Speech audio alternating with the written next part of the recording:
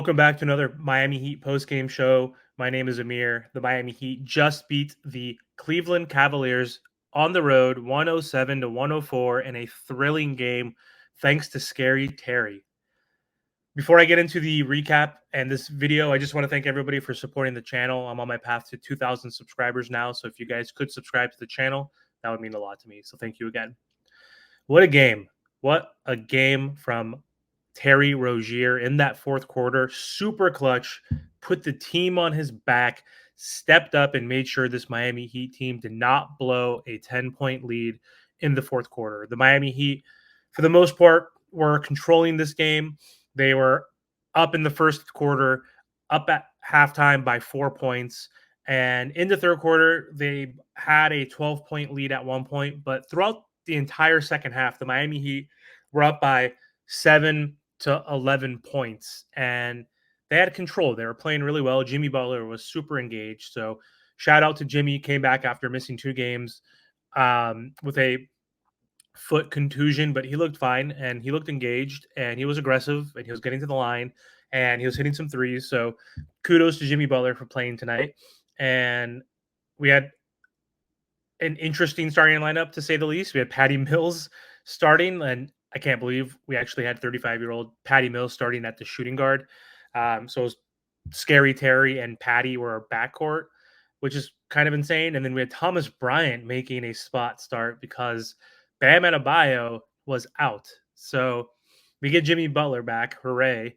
But then, of course, Bam Adebayo is now on the injury list and report, and he has a back contusion, and he's in pain and has some swelling down there. So that's concerning because a back injury, I mean, that's nothing to take lightly. So, I mean, a foot injury is one thing, but a back injury, that's completely different for a big man. So either way, Jimmy looked great tonight, and the Miami Heat were in control of that game.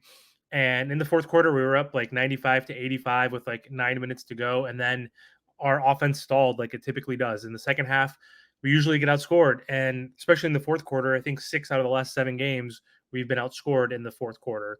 And luckily, the Miami Heat were able to sustain the comeback. We know this Miami Heat team is super, super torturous. And anytime they have a double-digit lead, they seem to blow it or let the team come back and turn it into a clutch game, which this was a clutch game. And it was exciting to say the least, but I just wish this Miami Heat team could one day hold a double-digit lead against a good team. So we were able to beat Detroit by 12, I think, on Friday, the first game of this 4-game road trip, but we didn't have that until we didn't get into double digits until the fourth quarter. So that was a close game itself too. But anyway, the Miami Heat came back because of Scary Terry. So again, player of the game for sure outside of Jimmy Butler. But in the fourth quarter, Heat are down 96 to 100 with 1 minute and like 30 seconds to go. And Terry Rozier hits a huge and 1 3-pointer with 124 to go in the game, hits the free throw. Game is tied at 100 all. And 40 seconds left or so after that, the Cavs go down. We get a defensive stop, which was huge. Jimmy Butler comes down to the block and does a nice turnaround jumper with 32 seconds left, hits that jumper, and the Heat are up 102 to 100. Cleveland comes back down, and Darius Garland finds Jared Allen on the pick and roll for a wide open slam dunk. Game is tied at 102 apiece with 29 seconds left or so. So Miami have the ball, and I assumed, because Jimmy was playing well, that we were going to give the ball to him immediately, or he was going to demand or call for the ball. But Terry Rozier had the ball in his hands, and Jimmy Butler gave him a screen so that he can get Jared Allen on Terry Rozier, so he can get the mismatch, because Jared Allen was guarding Jimmy Butler, and he did a screen, and so we got the switch. And so I thought Terry was going to take him off the dribble and take it to the rack and use his speed against the big man who was out guarding him on the perimeter. But instead, Terry faked the drive in with a little crossover, then did a step back sidestep three and hit it in Jared Allen's face, and the Heat go up by 3, 107, 105, excuse me, 102 with 14 seconds left. So huge shot, game-winning shot, ultimately from Terry Rozier, which was huge. So we know that Cleveland ends up scoring 2 points. The Heat go to the free throw line, make the free throws, they win by 3. But either way, Terry Rozier, man, huge fourth quarter. That 4-point play to get us back in the game changing. I mean, I thought it was over. I thought it was possibly over, but it would have been tough if he didn't get that bucket and the Cleveland Cavs had the ball with, a minute 20 or so up by 4. That would have been tough to come back, but he hit the most clutch 3 of his Miami Heat career and then followed that up with the game-winning 3. So, shout out to Terry for saving this game for the Miami Heat, and it was a big game. The Miami Heat are 8th seed still. They are, I think, 37 and 31 now. 37 and 31, so back to 6 games above, and that was a huge opportunity for the Miami Heat. They already blew an opportunity against the Sixers. I know we had our best player out. Jimmy Butler didn't play.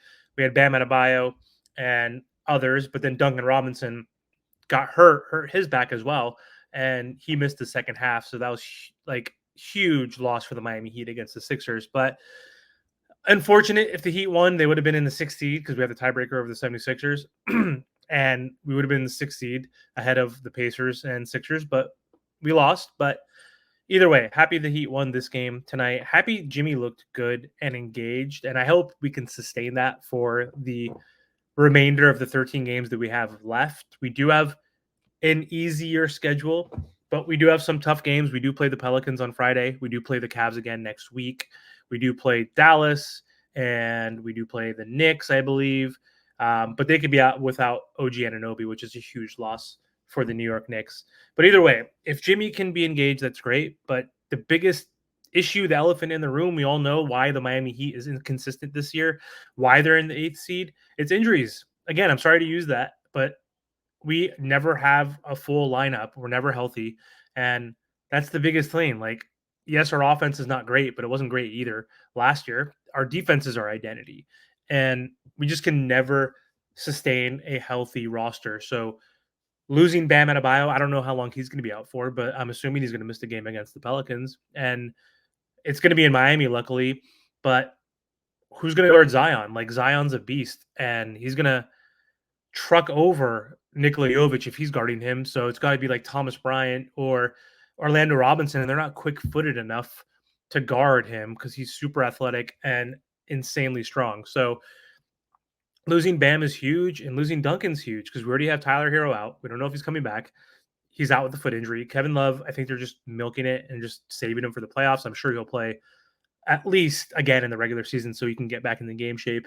But Kevin Love is out.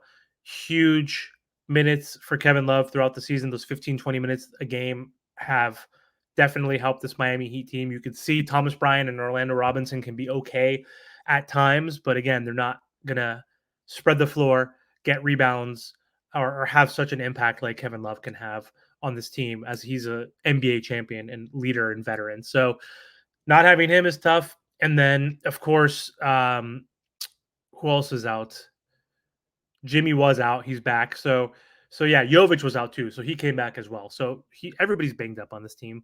But yeah, I guess if we can get right within these last 14 games, somehow get Tyler Herro back, again, big ifs, then I can have confidence in this team. Like my buddy Ernest said, if this Miami Heat team is healthy, we could be dangerous, especially in the East. Don't have to worry about the West right now. Don't have to worry about the Nuggets and how they own us. But the Boston Celtics, they could be beatable. The Denver Nuggets, maybe not. But the Boston Celtics, the Bucks, I think the Heat could beat them if we're fully healthy. If Bam's good, if Jimmy's good, if Duncan's good, if Kevin Love is good, if Hero's good. Again, Trent had a funny joke yesterday. If, for sure. It's funny to say that, but that's like the biggest Achilles heel for this team is just the injury bug. It's unfortunate, but huge win. But again, to preface this though, the Cavs were also extremely undermanned. So this was similar to the Sixers game where they had Embiid out and Melton and Tobias Harris. The Cavs had Mitchell out, they had Mobley out, they had Dean Wade out, and they also had Max Strus out. So pretty even game still. So happy that we were able to win, um, and happy that Jimmy was back. So anyway, let's look through the box real quick before I hop off. So Jimmy Butler, 30 points, 4 rebounds, 5 assists. Great game from Jimmy. 11 for 19, efficient. 2 for 4 from three. Wonderful. 6 for 7 from the free throw line. Great to see him get back there. And 4 steals. Active in the passing lanes, getting his hands on the ball, deflections, moving his feet. Great game. Nikola Jovic starting after missing a few games from a hamstring issue. 14 points, 6 rebounds, 1 assist. 5 for 12 from the field. 4 for 10 from three. 1 block, only 1 turnover. Nico, great game, man. Hitting 40% from three. Big threes, was cutting on the backside, weak side, getting a couple layups here and there as well, finishing in the paint. Good game from Niko Jovic. Patty Mills, I can't believe he started. He played 25 minutes. We're just so hurt that we had to play him. 10 points, 1 rebound, 4 assists. Horrible shooting again. 3 for 11, 1 for 8. He was 3 for 3 from the line. Two steals, no turnovers. So at least he's not turning over the ball. Thomas Bryant looked okay in 15 minutes. Crashed the boards really well. 6 points, 10 rebounds. Shot 2 threes again, which I don't love, 0 for 2. But did have 1 block. He had 4 fouls, so getting his money's worth. Caleb Martin, bad game, really bad game. Our bench didn't really do a whole lot. 4 points, 6 rebounds, 2 assists, 1 for 7 from the field, 0 for 4 from three. No steals, no blocks. So quiet game for Caleb, but that's okay. He's been consistent for the most part for the last few months off the bench.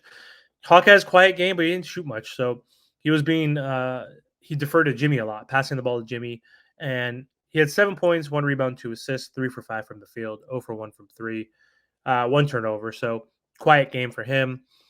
Wright played only 15 minutes, 2 points, 2 rebounds, 1 assist, 1 for 3. And then Orlando Robinson had some good minutes. He played only 13 minutes, but he was 8 points, 2 rebounds, 2 assists, 3 for 4 from the field, 1 for 1 from three. So good minutes from our backup bigs. They didn't look horrible out there against Jared Allen, so I'm pretty surprised. But either way, big win for the Miami Heat. And on to the next one. Game against the Pelicans at home. Got to start off this homestand right. We need to beat them. We got to have this game. We got to be locked in. Hopefully Bam can come back. Hopefully he's okay. I don't know how long he's going to be out for, or Duncan Robinson. So those are two guys we definitely need back desperately. So I hope they recover soon. Anyway, thanks for watching, guys. Have a good night.